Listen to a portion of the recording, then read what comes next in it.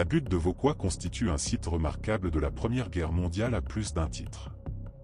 Situé près de Verdun dans le massif d'Argonne entre Lorraine et Champagne, Vauquois est un haut lieu de la guerre des mines. Entonnoirs et cratères d'explosion caractérisent ce no man's land tout à fait unique.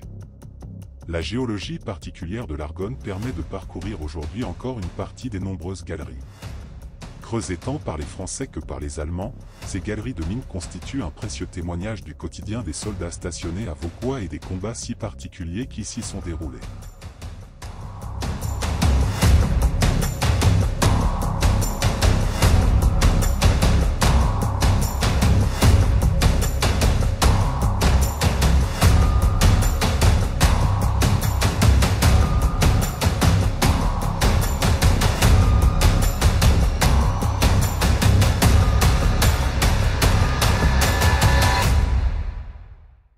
Une terre où durant 4 longues années, la Grande Guerre a laissé des traces ayant à jamais marqué le sol.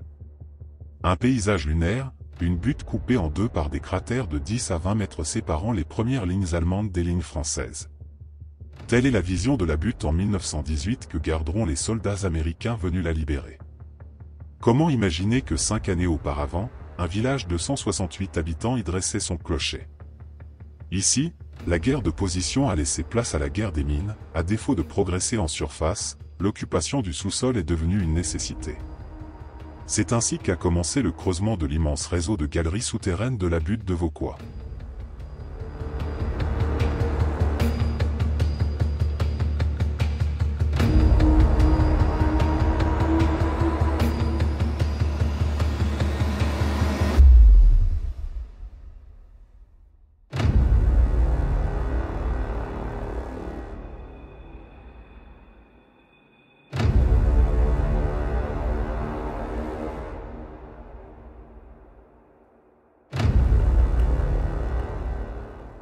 Théâtre d'un affrontement meurtrier, la butte de Vauquois aura connu toutes les horreurs de la Grande Guerre.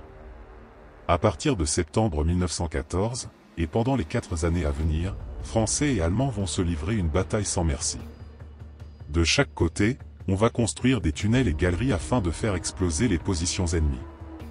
Ainsi, le champ de bataille va se transformer en véritable fourmilière explosive causant la perte de milliers de soldats.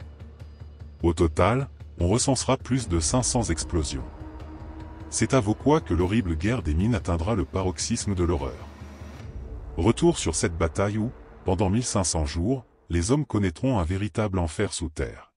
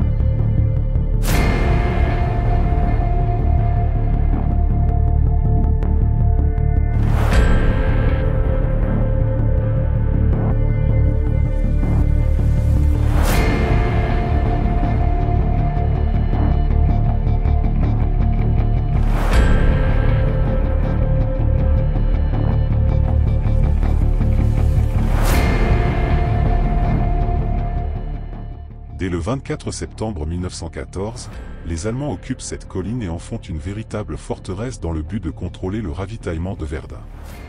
La reconquête sera furieuse, dantesque, et malgré 6 grands assauts coûtant la vie à des milliers de soldats français et allemands, respectivement 8000 et 6000, le village ne sera jamais conquis par l'une ou l'autre partie. La guerre de position commence alors.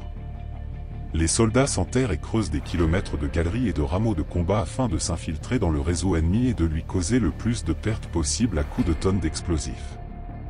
La butte de Vauquois devient ainsi une véritable termitière, composée d'aménagements souterrains s'étageant sur plusieurs niveaux, plus de 17 km de puits, galeries et rameaux.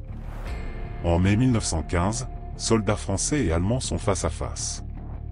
Séparés de quelques mètres pendant plus de 3 années, ils vont se livrer la terrible guerre souterraine, la guerre des mines. Plus de 500 explosions recensées vont engloutir à tout jamais le village. Rien ne reste. Vauquois sera libéré le 26 septembre 1918 par les Américains.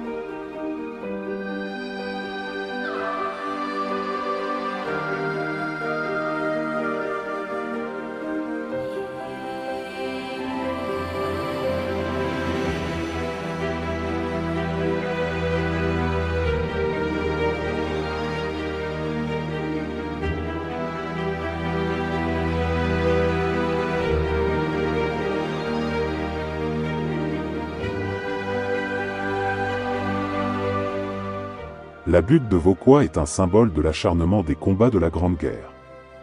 Le sommet de la butte se trouve, aujourd'hui, à une quinzaine de mètres en dessous de son niveau de 1914. Au milieu d'un paysage semé de cratères, a été érigé en 1925 un monument en mémoire des 10 000 combattants morts et disparus dans les combats.